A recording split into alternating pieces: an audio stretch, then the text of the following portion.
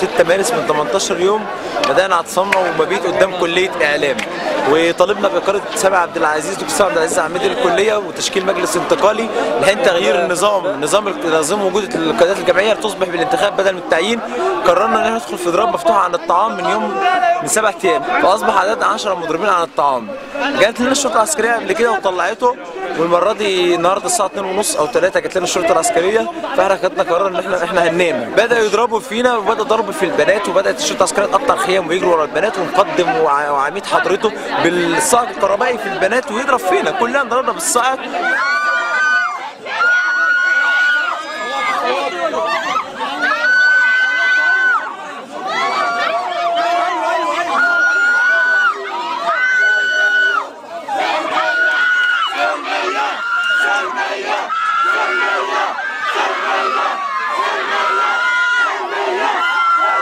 احنا موجودين فوق حوالي 100 واحد او اكتر، شباب وبنات، موجودين من الساعه حوالي 11 الظهر لغايه الساعه 9 لغايه ما اتضربنا الضربه. بص ده الصاعق الكهربائي اللي ضربت بيه من الشرطه العسكريه، ضربونا ده ضرب بسيط، في ناس اغمى عليها، سحلوا دكتور محمود خليل استاذ الصحافه في قسم الصحافه والدكاتره اللي معاه وحبسوهم في الكليه وقطعوا الخيام بتاعتنا واللافتات. واحنا طبعا زي ما محمد قال احنا مش هنمشي النهارده وجايين بكره ومش هنسيبهم، عشان اللي حصل من الشرطه والجيش ان ده حاجه يعني ما كانش اي حد مصري يتوقعها بعد ثوره 25 يناير. فين العلم وفين الدولة؟ قالوا العلم أساس الدولة. قالوا العلم أساس الدولة. فين العلم وفين الدولة؟ فين العلم وفين الدولة؟ واحنا كنا قاعدين وبنطالب بإقالة العميد، طبعا الجيش مش عاجبه، جه عقيد جاي بيتريق علينا، وانتوا مين؟ وانتوا عيال وانتوا ولا حاجه، وانسوا ان العميد يتغير ومش هنعمل لكم حاجه. تصوير بتاع رجاله وبنات، رحت لقيت ناس واقعه على الارض والجيش نازل فيها ضرب، حاولت اخد حي حد لقيت نفسي متجرجر على السلم، اقسم لك بالله على السلم، وبنات نفس النظام، وكل واحد كان بيجري دلوقتي ما اعرفش الناس راحت فين.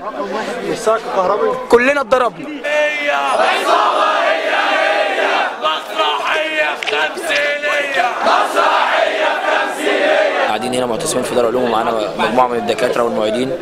جت الشرطه العسكريه الساعه 6 تقريبا او الساعه 5:30، طلعوا كليه اعلام وفضلوا يتفاوضوا مع الطلبه ومع العميد لحد الساعه تقريبا 7:15 او 7. بعد 7 سمعنا صوت صواعق كهرباء والناس وصوت البنات والناس عماله تتكعبل وبتنزل على الارض وعمالين يضربوا فيهم برجليهم.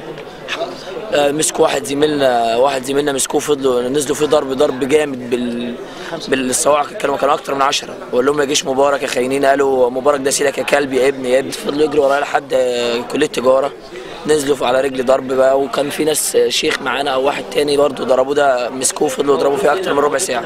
الشرطه العسكريه او الجيش المصري بيتعامل ليه مع الطلبه كده؟ المفروض ان هو حط دلوقتي يعني حظر تجوال من الساعه 12 للساعه 6، وقال ان مفيش تخريب. دي عباره عن طلبه بتعمل الحريه اللي هي منحتها لها الدوله. دلوقتي احنا بحريه ان احنا بنعبر عن مطالبنا، وده اعتراض، مفيش اي حاجه ولا حصل تخريب في الجامعه ولا اي حاجه. ايه المبرر ان النهارده تدخل مدرعات من الشرطه العسكريه وتهين الطلبه وتضربها، ودبابات وناس تدخل معاها عصيان كهرباء وتضرب طلبه ومنهم بنات؟ ملهاش اي مبرر. الكلام ده ما حصلش بعد الساعه 12 بالليل وما كانش فيه اي تخريب. يعني الجيش تعدى حتى القوانين اللي حطها تعداها. عايز كلمه واحده بس لسياده المشير، هو يعني كلمه لسيادته، هو ده الجيش اللي هيحمي ثورتنا؟ بس دي حاجه، هو ده الجيش اللي هيحاكم مبارك؟ هو ده الجيش اللي هيرجع لنا فلوس الشعب اللي في مصر؟ هو ده الجيش اللي هيحاكم العدل وهيحاكم الفاسدين؟ هو ده الجيش اللي هيجيب حق ال 380 والالاف من الجرحى في مصر؟ عايز بس ده يعني اجابه من السيد المشير يجاوبنا على الحاجه دي، يجاوبنا. هو ده الجيش اللي يعمل في شعبه كده؟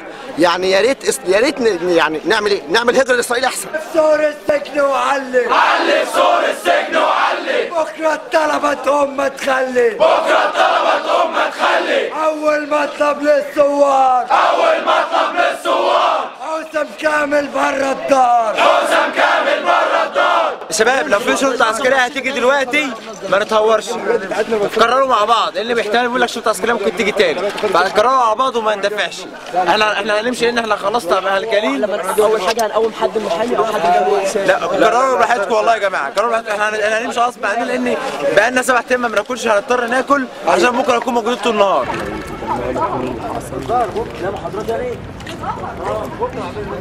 بكره